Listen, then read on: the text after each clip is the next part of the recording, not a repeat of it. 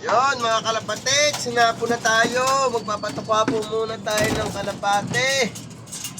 Ang ating ibon paghapon ng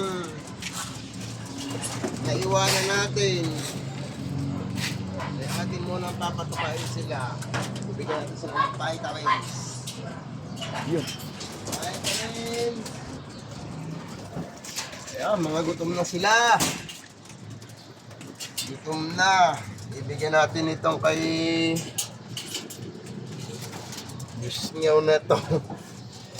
Ang anong pag-aitaw. Ayan. Nag-uuna-unahan na sila. Mamaya. Napila. Mamaya ang pila. At sila po ay mga gutom na. Tama na po, tigis at kalahati. At siyempre na, ay baka sila hindi matunawan.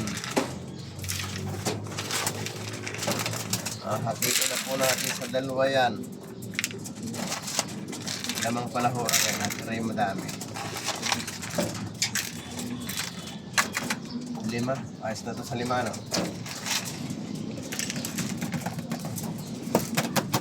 Ayun po. Sila ay ating papakainin at hapon na. Ginabi na po tayo ng pagpapatuka. No. Kaya na po sila.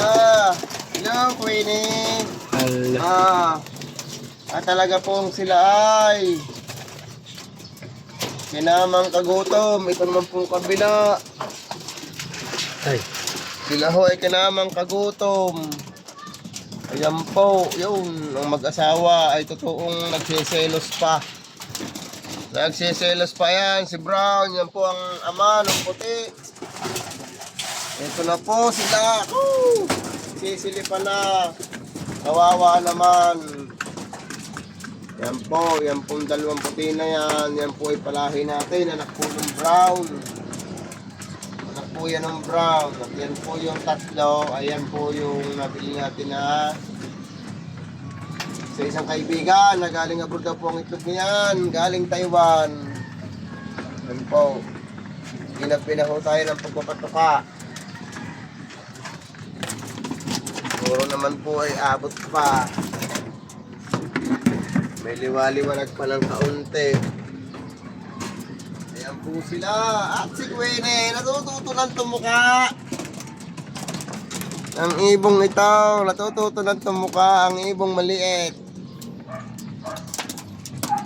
Yan po. At yan pong isa, naglilimlim pa. Hindi ho bumaba talaga. Gusto na pong mapisa ang kanyang itlog.